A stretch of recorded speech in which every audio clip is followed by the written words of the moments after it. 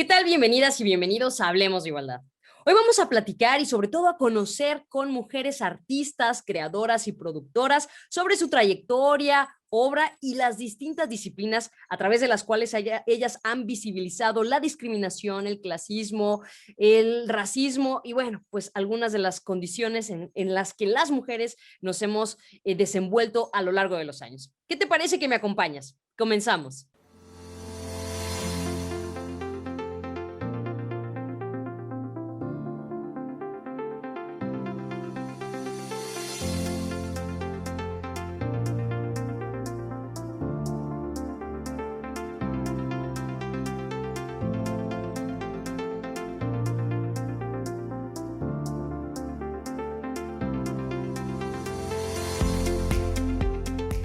Hablemos de igualdad.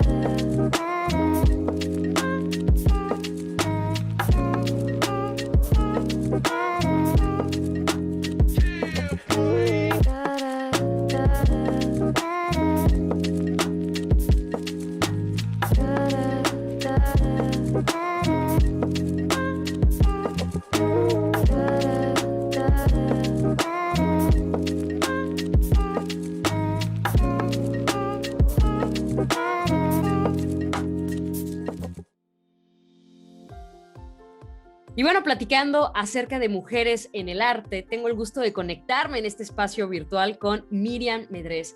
Ella es escultora mexicana, reconocida por su trabajo en cuanto al manejo del cuerpo femenino y además, bueno, su obra se ha ido orientando hacia los proyectos escultóricos con tela. Bienvenida, Miriam, ¿cómo estás? Qué gusto poderme conectar y saludarte. Pues mucho gracias por invitarme a ser parte de este programa y bueno, agradezco muchísimo a ti por la invitación, Jimena. Oye, pues me va a encantar poder conocerte, que puedas compartir un poco de tu trayectoria, de tu vida, cómo es que llega a ti, pues el decidir dedicarte a las artes plásticas, elegir la escultura y sobre todo, bueno, cómo fuiste orientando el enfoque de tu obra hacia, pues, retratar esto híjole, yo creo que tan parte de todas las mujeres, ¿no? El movimiento en una sociedad donde, pues bueno, siempre ha sido como algo que ha causado escándalo en el buen sentido, ¿no? El manejo del el cuerpo, nuestro primer territorio. Y platícame un poco acerca de ti y cómo ha sido todo este trayecto para ti. Bueno, pues yo empecé hace muchos años, ya casi tengo 37 años dedicándome a la escultura. Y durante, pues puedo decir que los 20 y tantos años fui escultora en cerámica. El medio con el que yo me expresaba era el barro, la cerámica, y trabajé muchísimos años en cerámica, y también el cuerpo femenino fue una parte de mi discurso, pero en otro sentido, no en el mismo sentido que cuando empecé a trabajar con tela. Tengo alrededor de 12 años trabajando con tela. Entonces es ahí donde mi trabajo dio un giro y yo tengo como varios caminos en mi trabajo. No necesariamente hablo sobre el cuerpo y la mujer. Tengo otra parte sobre trabajo orgánico en escultura. Entonces son como varias vertientes, no hago una sola vertiente en mi trabajo y va cambiando todo el tiempo de acuerdo a cómo, pues, lo que se me va presentando o los proyectos que quiero realizar. Entonces, no necesariamente es un discurso, son diferentes discursos, diferentes maneras de presentar mi trabajo. En cuanto al trabajo mío con la tela, pues yo empecé primeramente con una pieza que se llama Surciendo. Es una pieza pues que me reencuentro ahí con la tela y con las mujeres por primera vez de esta manera, en una manera colectiva. Yo invité a un grupo de 24 mujeres de diferentes edades, medidas, etcétera, y las fui midiendo y las fui manufacturando en tela.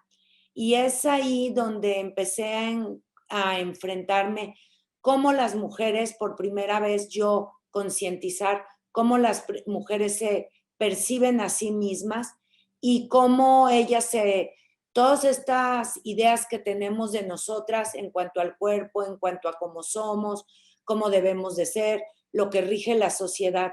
Es la primera, y entonces ahí mi pensamiento, y al haberlas hecho, entonces empecé a concientizar muchas cosas de lo que se pretende de las mujeres en cuanto a su físico y cómo este físico permea en su interior y cómo nos presentamos ante la sociedad. Obviamente estamos regidos por una serie de pensamientos occidentales de cómo debemos ser. Hay toda una cosa que nos rige. No somos completamente libres porque hay cánones que te dicen que debes de ser de cierta manera. Y finalmente eso permea en nuestro consciente y nuestro inconsciente. Entonces, así empiezo yo a trabajar con el cuerpo a partir de las otras.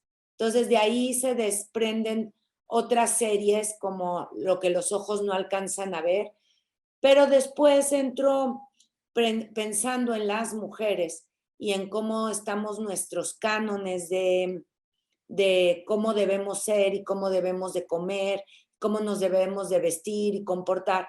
Hice otra serie que es muy importante para mí, que se llama Talla Cero, que tiene que ver con lo que comemos, que comemos lechugas. Todas las mujeres en el occidente, o muchas, queremos ser talla cero. Y eso es también un patrón de pensamiento. También es un patrón de pensamiento, pues puedo decir que más que nada burgués, porque permea más en este grupo de mujeres, de ser delgadas, de ser flacas. Entonces, todos estos pensamientos en esa instalación que se llama talla cero, pues lo presento ahí, son lechugas que están flotando en el aire, y todas estas lechugas están acompañadas de unas cuantas plantas carnívoras que nos representan a nosotras. Entonces, este diálogo, porque las lechugas son bellas en su forma, pero también están llenas de agua, están vacías, no pesan, y hasta en la forma en cómo están instaladas flotan, porque bueno, quisiéramos flotar las mujeres, ¿no? O muchas mujeres, no necesariamente todas, pero sí hay algo en el inconsciente de cómo nos debemos de comportar. Y bueno, he trabajado también con los vestidos, he invitado a poetas a escribir sobre el proceso de vestirse. Entonces, todas estas vertientes que he manejado en series, pues están en mi trabajo. Qué interesante todo lo que ahorita comentas, Miriam, porque, bueno, estoy leyendo que además, pues, has tenido distintos reconocimientos, has participado en distintas convocatorias y me imagino que, pues, esta disrupción, ¿no? Esta reflexión que parte de algo muy importante que me imagino que como creadora y como artista, el tener en cuenta no solo tu visión, sino esta visión colectiva que puede retratar, pues, todos estos mandatos, ¿no? Estos paradigmas, estas creencias con las que nos hemos construido y pues de una u otra forma obligarnos a repensar de qué manera estamos narrándonos las mujeres. Regresamos.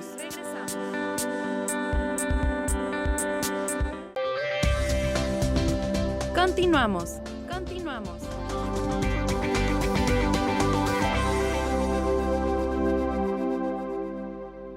Sin duda, como lo has escuchado, el trabajo de Miriam ha ido acompañado de mucha investigación, pero sobre todo mucha autorreflexión para poder concretar en estas piezas en las cuales, pues bueno, más de alguna podremos sentirnos identificadas. ¿Qué te parece si seguimos escuchándola y conociendo su obra? Yo hoy que nos encontramos en este momento, ¿no? Que se está convirtiendo como un momento histórico de estar conviviendo con nosotras, de cuestionarnos, replantearnos, pues me imagino que también a ti como artista te ha permitido pues empezar a reflexionar acerca de otras, pues sí, de otras situaciones que nos enfrentamos. ¿Actualmente estás trabajando en alguna ya sea de esta vertiente que nos platicas o en algún otro pensamiento, otra técnica? Bueno, algo ahorita, exactamente el día de ayer, inauguré una exposición en el Museo Centenario sobre los feminicidios. Y eso es algo que también ha ocupado mucho mi pensamiento, mi preocupación de vivir hoy por hoy en un país donde existe esta gran violencia hacia las mujeres. Y entonces la exposición tiene como título, pues como lo hemos visto y como lo sabemos, ni una menos. Y pues sí, esto es una gran preocupación mía, porque no merecemos ser matadas, no merecemos ser violentadas, no merecemos dejar de existir, porque somos el 50% de una sociedad, y la verdad es que no hay muy poco que el gobierno o las instituciones han hecho por todo esto que nos está sucediendo a las mujeres hoy por hoy. Y bueno, obviamente que la pandemia no ayudó a toda esta situación en la que se encuentran las mujeres hoy en día, esta violencia que se vive en todos los sectores de la sociedad. Y esta pieza, bueno, es como un llamado a qué está pasando en el país, por qué no se puede resolver esto, por qué no hay voces que ayuden a las mujeres. Hay voces, no digo que no las hay, sí las hay, pero no es suficiente. Sí. Porque Estas son cifras que salen todos los días en los periódicos.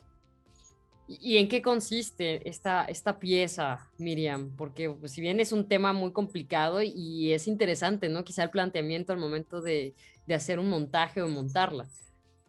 Pues mira, esta pieza son 25 camisas, cada una de ellas está intervenida y son, bueno, lo que se explicaba en el periódico o lo que yo pretendía es de que son 25 porque es un número clave en las piezas.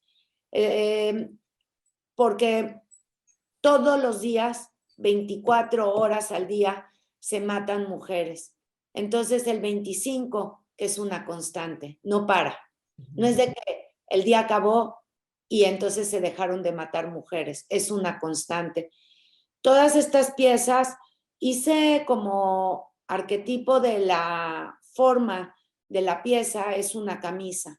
Esta es una camisa intervenida pues de diferentes maneras, con diferentes vocabularios textiles que yo utilicé y que he ido ampliando a través del tiempo en mis conocimientos de cómo el textil puede llegar a ser escultura, cómo el textil es un material que nos es común a todos nosotros, es nuestra segunda piel, porque con ellos nos vestimos.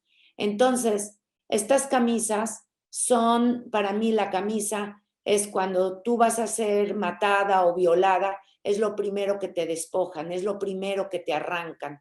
Entonces es como arrancarte tu segunda piel. Y todas estas piezas van cargadas de un corazón, porque todos estos corazones son aniquilados, ¿no? Entonces, y todas las blusas les falta una manga, porque no están completas. Es lo que te truncaron, es lo que te quitaron, tus manos, tus herramientas para decir cosas, para levantar la mano, para quejarte. Entonces, bueno, tiene varios simbolismos porque a la hora de hacer estas piezas, pues obviamente van surgiendo pensamientos, ideas, y pues más que pensamientos e ideas, es lo que estás viviendo, es con lo que te estás enfrentando todos los días. Híjole, te escucho y no deja así como que ponerse la piel chinita. Hoy, ¿cómo te sientes tú al hacer así como un recuento de tu obra, de ver tu camino, de justo como ahorita nos mencionabas al inicio, ¿no? Esta es una de las partes que obviamente te mueve como mujer, como artista, como alguien que pues de una u otra manera está haciendo en el arte un activismo viviente, un activismo pues que ahí está latiendo, como ahorita lo decías. ¿Cómo te encuentras hoy? ¿Qué has visto en estos cambios? Porque finalmente el arte no deja de ser también un retrato de estos cambios sociales, culturales, económicos y demás. ¿Qué pasa contigo hoy? Pues, ¿qué pasa conmigo hoy? Bueno, es una pregunta un poco difícil, ¿no? Pues yo como escultora, como productora, pues sigo investigando, sigo estudiando, escuchando. Entonces, todo esto que sucede, todo esto que me permea, todos estos poros que se me abren de la piel, pues me permiten seguir mi trayectoria, mi camino de trabajar en lo que a mí me interesa, que es el mundo de la escultura, es el mundo del textil. Y bueno, pues creo que ojalá tenga mucho camino a seguir produciendo y creando un diálogo entre mi trabajo y la sociedad, que para mí es muy importante. Y a mí me gustaría que, así como para ir redondeando y concluyendo, es quizá ahorita hay mujeres jóvenes que nos están viendo que quizá ya conectaron con tu obra, que ya la están googleando, ¿no? Porque digo, ahí les invito a que te sigan, a que busquen, ¿no? Lo que has hecho, esta evolución.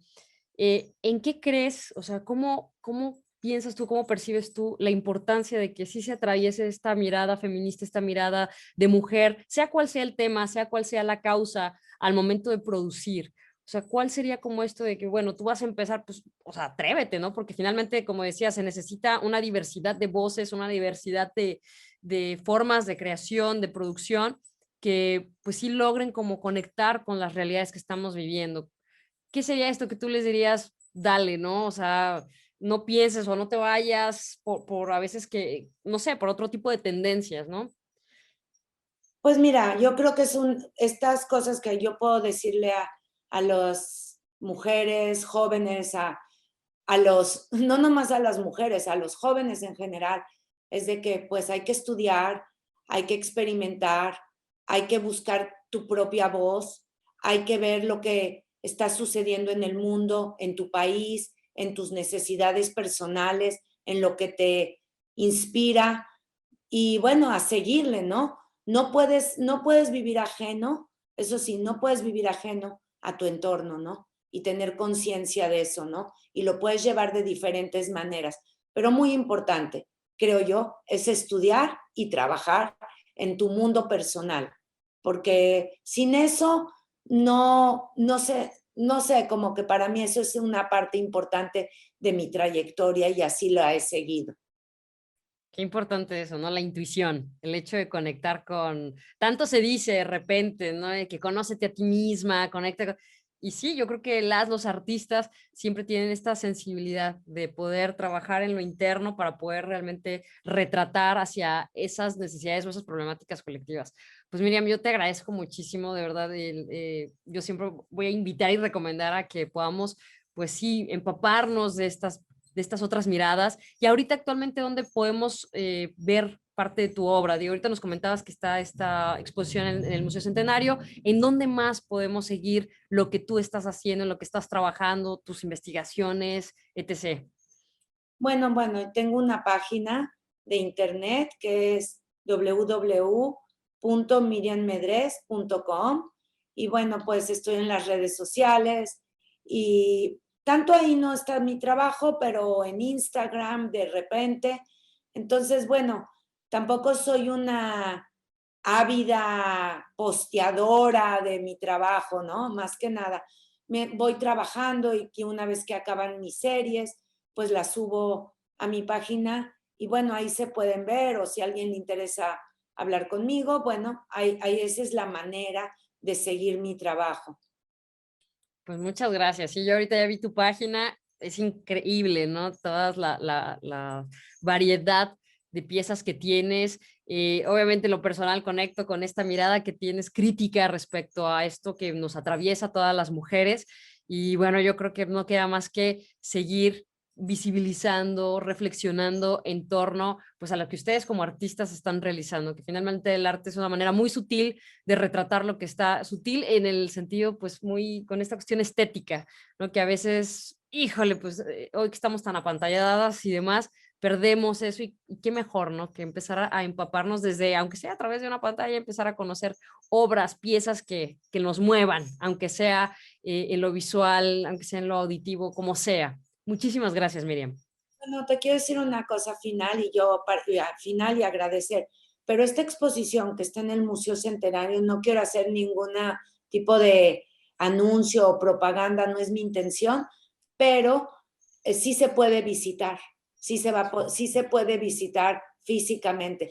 Finalmente, ya las autoridades nos dieron chance de que se pueda visitar, entonces, pues hago una invitación a la sociedad, a que si pueden visiten la exposición en el Museo Centenario de San Pedro Garza García. Bueno, Citlali, bueno, muchísimas gracias, Jimena, perdón. Ay, no te preocupes. Gracias por la invitación, ha sido un gusto charlar contigo y presentar un poco de mi trayectoria. No, muchísimas gracias a ti, Miriam. Y qué bueno que nos dices esto, porque hoy sabemos que sí, la vida está siguiendo y pues darnos una escapadita por ahí, ay, nutrir un poquito el alma y demás, pues no está de más. Así que ahí está Museo El Centenario en San Pedro Garza García. Visítenlos y digan, oye, pues yo ya, ya escuché a Miriam, ya encontré ese sentido. Y si asisten, pues etiqueten, ¿no? A Miriam ahí para poder viralizar este tipo de contenidos, porque es lo que el arte hoy necesita que los jóvenes, todas las personas que tengamos acceso a internet podamos compartir y difundir. Así que gracias, Miriam, gracias nuevamente y de verdad de corazón reconocer tu trabajo por todas y todos. Muchas gracias.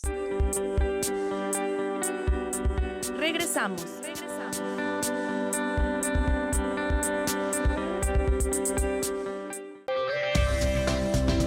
Continuamos.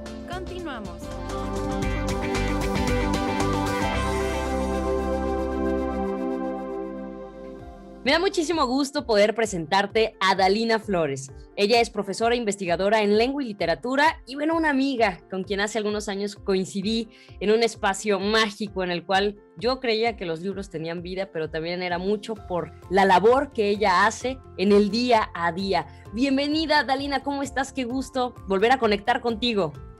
Muchísimas gracias por la invitación, Jimena. Yo súper contenta de estar aquí en tu programa contigo, que bueno, te admiro mucho. Eres una periodista muy movida, que se ha empeñado en visibilizar muchas cosas y pues me da mucho gusto estar contigo. Pues bueno, justo aprovechando esta coincidencia ahora virtual, que espero ya pronto pueda ser ya en vivo y a todo color, sobre todo por el gran trabajo que estás realizando, que ahorita justo quiero que nos cuentes, pues algo muy interesante es hablar acerca de la literatura. Muchas veces en la escuela, ¿no? Yo me recuerdo en la secundaria, fue mis primeros acercamientos, ¿no? Quizá con la Odisea, con textos un poquito así, ya sabes, los típicos, ¿no? Y de repente se hacía algo como cansado cuando las maestras, los maestros, pues hacían como tensos estos espacios. Sin embargo, pues personas como tú, que se han encargado justo de cambiar esa narrativa de la misma literatura en un espacio tan complicado que es en el aula, y hoy, ¿no? En este contexto, pues que es a través de la virtualidad, pues me va a encantar que nos platiques un poco acerca de, uno, ¿quién eres tú? ¿No? Porque eres creadora, escritora y editora, tienes proyectos súper interesantes, pero al mismo tiempo estás incidiendo en el ámbito universitario para justo crear puentes con las niñas, niños y adolescentes y que justo la literatura, la lengua se convierta pues en esta oportunidad de descubrir otros mundos. Sí, tal como lo mencionas, Jimena, uno de mis intereses principales desde mis áreas de investigación es justamente cambiar la forma en que se enseña literatura justamente en secundaria. Fíjate que he encontrado a lo largo de una investigación desde el 2013 que hay mucha oferta para promover y estimular la recepción literaria en niños, pero de pronto en la secundaria coinciden muchas cosas. En primer lugar, pues la condición biopsicosocial de los jóvenes, ¿no? Los adolescentes son complejos, están bullentes de hormonas y bueno. Pero por otro lado, también los adultos insistimos en reprimirlos de una manera pues muy terrible porque desde la enseñanza les imponemos un modelo, ¿no? Y tienes que leer el Cid Campeador y la Celestina y la Odisea, y que son padrísimos, siempre y cuando tengas herramientas y seas un adulto amargadillo. No, no es cierto. Ya seas un adulto que ha tenido más experiencia de vida y más lecturas, pues te puede resultar interesante, pero a un chavo de secundaria, pues eso no le llama, no lo toca. Y por otro lado, nos centramos en enseñar historiografía, en enseñar estructuralismo, que eso no tiene ningún sentido. O sea, ¿para qué le sirve en la vida a un chavo saber que en 1605 Cervantes escribió El Quijote? Para nada. Pero detonar su pensamiento crítico, su capacidad de reflexionar, de realizar hipótesis a través de sus propias interpretaciones de lo que lee, eso sí le va a servir para todo, para leer literariamente, como dice Rosenblatt, ¿no? Entonces, un interés particular de esta investigación es buscar formas de cambiar esa enseñanza tradicional de la literatura, ¿no? Que se enseñe desde la afectividad, desde la creatividad, para impulsar el pensamiento crítico y obviamente hacer seres humanos mucho más empáticos y críticos de su medio ambiente, ¿no? De su contexto. No podemos cambiar lo que nos rodea de una manera perniciosa si no lo identificamos, si no tenemos creatividad para ofrecer alternativas. Entonces la literatura también nos sirve para eso. Y bueno, eso es respecto a este interés que tengo en la enseñanza, en la didáctica y en formar lectores, porque tienes hijos, alumnos, vecinos, lo que sea, y que te interesa contribuir en pues en esta perspectiva. Entonces tenemos muchas secciones. Una sección es muy seria, entre comillas, donde tocamos asuntos relevantes de crítica sobre literatura infantil y juvenil, pero también tenemos reseñas, hay secciones de reseñas, de experiencias de mediadores para otros mediadores, y bueno, es una revista muy interesante que quiere crear puentes con otros adultos que están involucrados en este universo. Wow. Bueno, pues ahí yo creo que me sumo a la próxima vez que salgamos con las debidas precauciones por allá por la Casa del Libro, verlas y si ya hay tantos números y están disponibles, pues me encantó el arte de realmente Navegantes porque se convierten en piezas de colección, ¿no? En esas piezas que igual en un momento puedes consultar en algún punto de la vida. Y tocando este punto que tú mencionabas acerca de la importancia de la experiencia de vida, ¿no? Al momento de que te apropias de un texto, como creadora, como escritora, cuéntame cómo ha sido esto para ti, ya al momento de crear tus piezas, de escribir los libros, de editar, ¿cómo ha sido tu camino en este ámbito del arte, ¿no? O sea, la literatura, la lengua. Mira, yo empecé a escribir súper joven, tuve la gran fortuna de estar en una secundaria y preparatoria activas, eran así como muy constructivistas y entonces nos estimulaban mucho a escribir. Recuerdo muy bien que hice una obra de teatro en segundo de secundaria y la montamos y bueno, eso te estimula, ¿no? Y fui escribiendo cositas que me interesaban cuando era niña. Sin embargo, ya muy seria y formalmente empecé a escribir más o menos a los 18, 20 años, justo porque en esta salida a la vida, fuera de la casa familiar donde te protegen mucho, bueno, tuve el gran privilegio de tener una familia muy unida y muy protectora, pero cuando sales empiezan a violentarte, ¿no? La vida. Entonces, mi manera de escribir era una manera de vengarme de esas violencias, ¿no? Yo buscaba alternativas para algo que me había pasado, asumirlo de diferente manera a través de mis personajes femeninos. Entonces, así fue como empecé a escribir cuentos, para cambiar los finales, ¿no? Sin embargo, después he tenido como otros estímulos, otros intereses en la vida que me han llevado más a la docencia, a la investigación. Sin embargo, sigo escribiendo de manera creativa, pero, y no te podría explicar cómo ahora escribo poesía.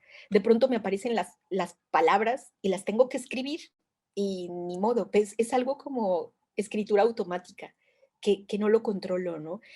Y creo que me ha ayudado un poco a entenderme y a saber cómo me siento. Yo sí, sinceramente, de pronto encuentro mis libretas y encuentro textos donde no me reconozco, pero al mismo tiempo siento como ternura por la yo que fui hace 10 años, ¿no?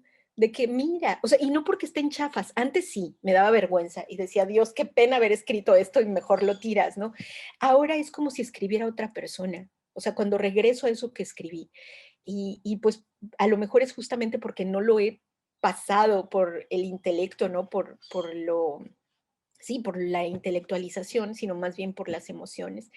Y me doy cuenta que puedo descubrirme a mí misma. Entonces, para mí la escritura es un proceso terapéutico que, que pues te permite ir viendo cómo vas creciendo, cómo vas cambiando, ¿no? Claro, y sobre todo esta mirada compasiva que también es importante desarrollar a lo largo de la vida, ¿no? O sea, ahorita que comentas, pues ese enojo, quizá esa ira que a veces como género, ¿no? A las mujeres se nos ha castigado, señalado mucho, que tú lo pudieras escribir, transformar en letras, en textos, en estos personajes, híjole, es catártico, ¿no? Y ojalá muchas personas, muchas mujeres también se atrevieran, ¿no? A dar justo ese paso de empezar desde algo muy sencillo, ¿no? Un diario, empezar a simplemente aterrizar esas emociones, materializarlas en algo que igual dices, bueno, no sé si vaya a resultar en algo, pero ya, ¿no? Ya lo saqué, porque sin duda eso nos permite construirnos, como tú dices, desde lo individual hasta colectivo.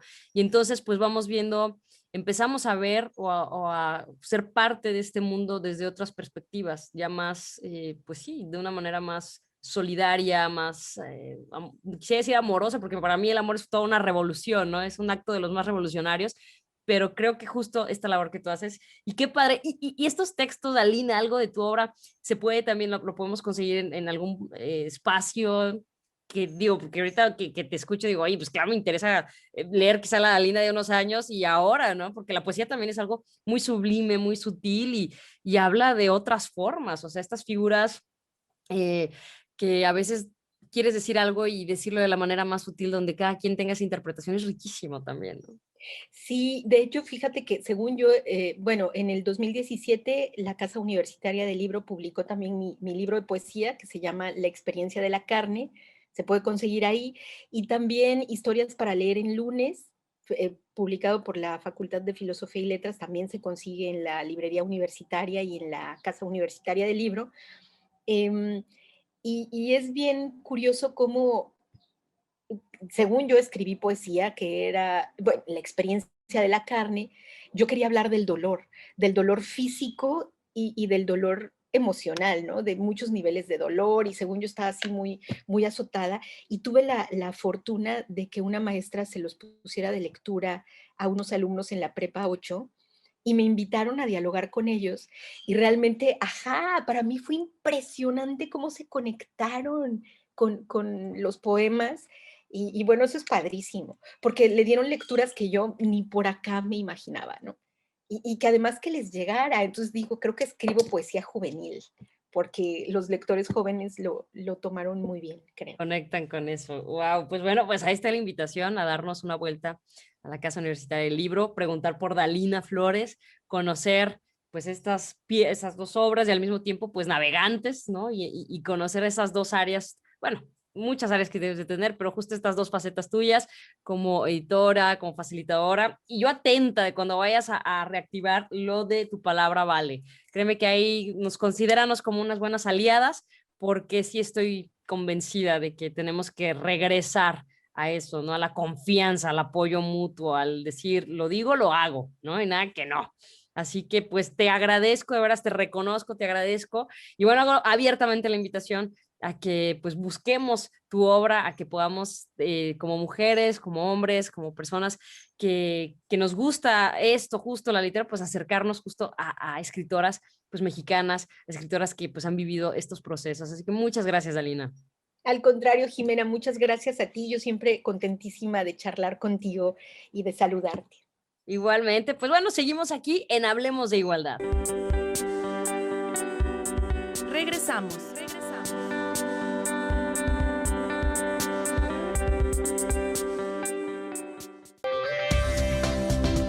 Continuamos.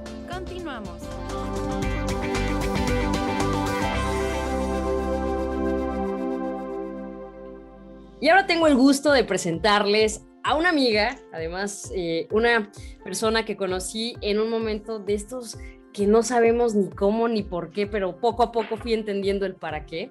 Ella es Eugenia Martínez, ella es artista, feminista, y yo siempre le digo que se queda corto realmente la manera en que la puedo presentar debido a todo el trabajo que ella realiza justo con el arte.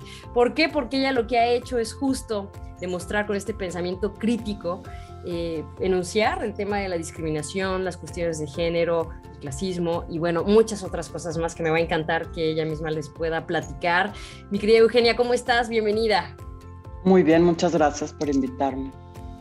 Oye, pues yo igual agradecida de poder coincidir, aunque sea en este espacio virtual, para que, bueno, puedas compartir quién eres tú, tu obra, y bueno, y conocer un poquito más acerca de este activismo a través del arte, de las artes plásticas, y de, bueno, toda esta evolución que quien te ha seguido, quien te conoce y quien no, en este momento yo les pido que visiten eugeniamartinez.com, que vean, te empiecen a googlear, que justo vayan viendo de verdad todo lo que has realizado.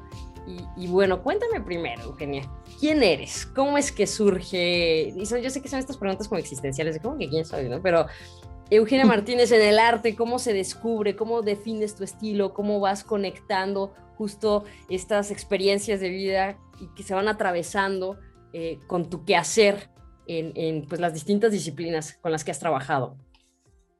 Pues mira, desde muy chiquita, con lo que más me entretenía era con dibujar. Y aparte, pues, mi papá era un académico y entonces se me permitía ver la televisión. Entonces eran los libros, que pues sí leía y todo, pero me gustaba más los colores, el barro. Y entonces, pues por ahí empecé, digamos que mi camino en el arte. Fue muy chistoso porque era como tan parte de mí que nunca pensaba que iba a ser artista. O sea, siempre pensaba, pues voy a ser doctora o voy a ser arquitecta o voy a hacer otra cosa, pero nunca artista. Y entonces, conforme fue pasando el tiempo y fui creciendo, pues obviamente fui viendo que eso era lo que me interesaba. Y pasa una cosa cuando estoy en la carrera, que creo que tiene que ver ahorita mucho con mi trabajo, que es, me invitan a hacer una exposición, que fue mi primera exposición colectiva. Y tenía unos amigos que trabajaban en una cosa que se llamaba el Consejo Juvenil de San Pedro. Entonces era una cosa como sin partido que había puesto el alcalde para que los jóvenes se involucraran en actividades que tenían que ver con la comunidad, ¿no? Porque decía el alcalde, si yo hago un evento, yo no voy a entender a los jóvenes, es mejor que los jóvenes hagan los eventos y que los jóvenes participen porque ellos entre ellos son los que se van a entender. Entonces, estos amigos me invitaron, esa fue mi primera exposición y pues fue donde primero pues empecé como ya a creerme, ¿no? Que era artista y pues al final del informe de actividades pues fui a verlos ahí al auditorio Plaza Fátima, era como el cierre de un ciclo y entonces el alcalde de ese momento se presenta, que era este Fernando Margain, y pues empieza a decir que San Pedro es el municipio de los contrastes, porque tiene índices socioeconómicos europeos, pero así como vive uno de los hombres o varios hombres de los más ricos de todo el país, también hay unas áreas que están, pues digamos que no con índices o sea, socioeconómicos europeos, ¿no? Y entonces que ahí es donde venía como el contraste. Y entonces narra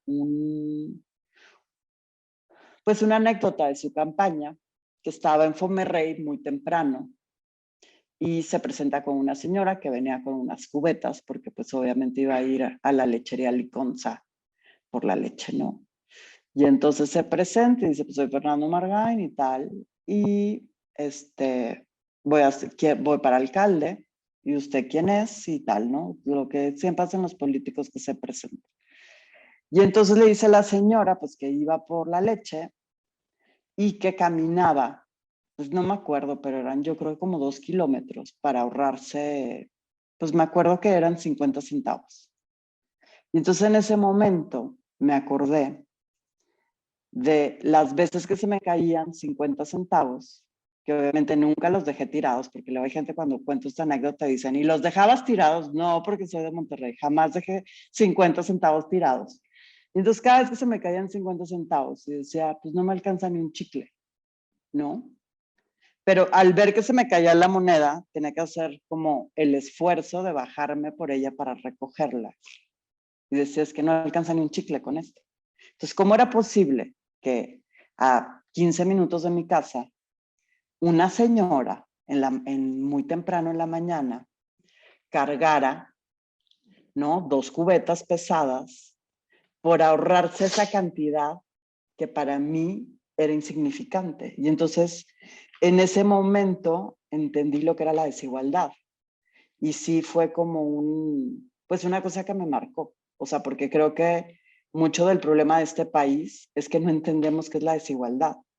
O sea, tendemos a pensar que los pobres son pobres porque son flojos o porque quieren ser pobres o porque no trabajan, pero no entendemos lo que es la desigualdad. Y entonces me empecé a involucrar en actividades políticas. De hecho, creo que pues unos años pensé que sí me iba a dedicar a la política formalmente, pero luego otra vez me ganó lo del arte. Y entonces, aunque mi proyecto como artista empezó para evidenciar, ¿no?, las estructuras de poder y desigualdad que hay en este país, creo que con el tiempo fueron saliendo, ¿no?, todas esas experiencias que tuve de trabajo comunitario que hacía cuando estaba en estas actividades políticas, y al final, pues creo que mi trabajo terminó desembocando en una cosa política, porque fue donde empecé, ¿no?, a entender lo que era, pues digamos que el mayor problema de este país, que es la desigualdad. Y entonces ya luego se fue haciendo un poco más complejo, porque al estar viendo todas estas estructuras de poder, el racismo, el clasismo, o sea, todas estas cosas de los oprimidos y los opresores, y como siempre, o sea, para que haya ricos, pues tiene que haber pobres. O sea, sigues en este proceso, pero ¿a partir de cuándo? O sea, invítanos, por favor, a conocer pues todo lo que has hecho. Bueno, el tarot va a estar, lo voy a presentar en la semana de Maco, ya que no hubo Maco presencial, que siempre es en febrero. Ahorita a finales de abril va a haber una semana de Maco, y entonces ahí lo voy a presentar. Va sobre una mesa que va a estar quemada, que tiene 11 patas, que tiene un fragmento de una poesía de Rosario Castellanos, que es una de las grandes de las letras mexicanas, y aparte que era también feminista. Y entonces la mesa es como una bruja quemada, ¿no? Y entonces la pieza la titulé Las mujeres que nacieron del fuego. ¿Por qué? Porque estoy hablando de los roles de las mujeres, pues a partir del patriarcado y a partir de la quema de brujas, ¿no? O sea, quiénes somos, qué pensamos, con qué cosas nos enfrentamos. Y entonces, bueno, entonces va a estar en la Galería Arte Mexicano a finales de febrero. Y pues obviamente vamos a ponerlo en línea y todo para que lo vayan viendo. Y el chiste de esta pieza es las mujeres que nacieron del fuego, es que también por eso le puse, porque luego mucha gente me empezó a decir, no, pero ¿cómo me voy a tirar del tarot? Y yo, es que no es para leer la fortuna, o sea, es para que veas como los arquetipos, para que veas los símbolos y reflexiones con el texto que viene. Y entonces por eso le tuve que poner el antiguo tarot de Marsella para despatriarcalizar la fortuna, ¿no? Porque no es para tirarte la suerte, no. Es para pensar en qué mujer debes de ser. Es para cuestionar precisamente el patriarcado tan irritante. Para cuestionar, exactamente. Y curiosamente he visto que a los hombres les molesta bastante la pieza. ¿En serio? Pues iremos viendo. Incomoda bastante. Vamos a ver ya cuando salga realmente público, ¿no? A ver qué reacción hay. Pero hasta ahorita he visto que les incomoda. Digo, hay algunos que no, que les encanta, pero sí he visto que hay algunos que dicen, ay, pero van a decir que eres bruja. Pues ni modo que digan que soy bruja. ¿Qué va a pasar? Oye, pues te agradezco muchísimo, Eugenia, de veras que hayas compartido pues parte, yo sé que de una manera muy sintetizada esto y quede la invitación a esperar a ver justo este tarot y sobre todo... Que me sigan en Instagram o en ¿Cómo? Facebook, que ahí voy a estar poniendo. Mi de Instagram, o sea, mi user es eugeniamartinez.m.